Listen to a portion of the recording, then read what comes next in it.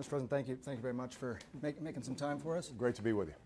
It has been said, and we just heard that climate change poses a particularly large public health threat.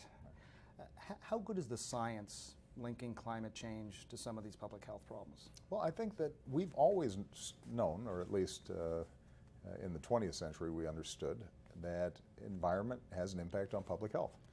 I remember when I first went to college in Los Angeles in 1979, the air was so bad that you couldn't go running outside. And you'd have air quality alerts, and people who had respiratory problems or were vulnerable had to stay inside. We took action, and the air is a lot better, and incidence of asthma and other respiratory diseases went down. The same is true when it comes to climate change. We know that as temperatures go up, that wildfires are going to be more frequent and more severe. We know that as temperatures rise, insect-borne diseases potentially start shifting up.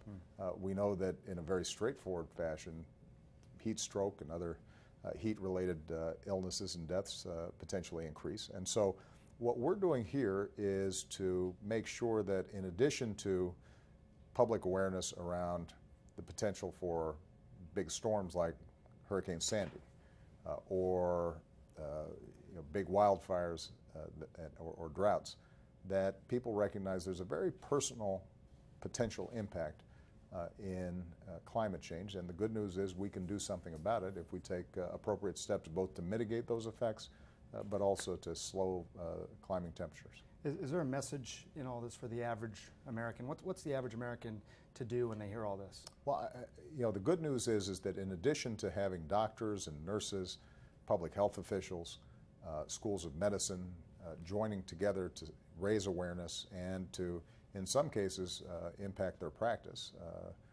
If they anticipate, for example, increased asthma incidents, then to plan ahead of time to deal with those. What we have is companies like Google and Microsoft that are going to take data that we're releasing and start developing apps so that potentially individual families are going to be able to monitor the air quality in their communities on a real-time basis. Communities can start planning for mitigation and prevention efforts more effectively. And hopefully the other thing that happens is that families and parents join with these doctors and nurses to start putting some pressure on elected officials to try to make something happen to reduce the impacts of climate change. How enforceable is all this? I was reading that states will be given sort of the options and how they want to curb some of their carbon emissions. They may set up regional networks. What is to prevent a certain part of a state or a certain part of a region essentially becoming a dumping ground, if you will, while other states are cleaner and healthier? Well, you're referring to our power plant rule that we're going to be issuing. And essentially the EPA is shaping a rule that says to each state, look, we're going to set a bar that you have to meet in terms of removing carbon emissions from the atmosphere, the same way that we set standards for the amount of other pollutants that are released. And we'll give you some flexibility in terms of meeting it, but you still got to meet the standard. And that'll be under federal law. So states will have to comply.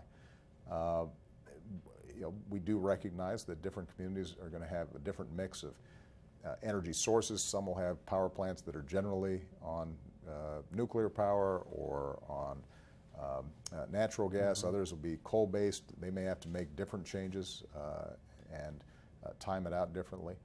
The bottom line is, though, we know how to do this. When the Clean Air Act was passed, not only was there terrible smog in Los Angeles, it was true in most metropolitan areas across the country. And the fact is that air quality has dramatically improved, and it's been much cheaper than anybody expected because technology adapts and people figure out how to do it. And as a consequence, the American people are a lot healthier, in addition to being able to see the mountains in the background because it's not covered in smog. And so we know how to do this. We just have to be bold and recognize and trust the kind of innovative spirit that the American people have always displayed. Thank you, Mr. President. Great to talk to you. Great to see you. Thank you for your time. Thank you so much. Yeah, thank you. Appreciate it.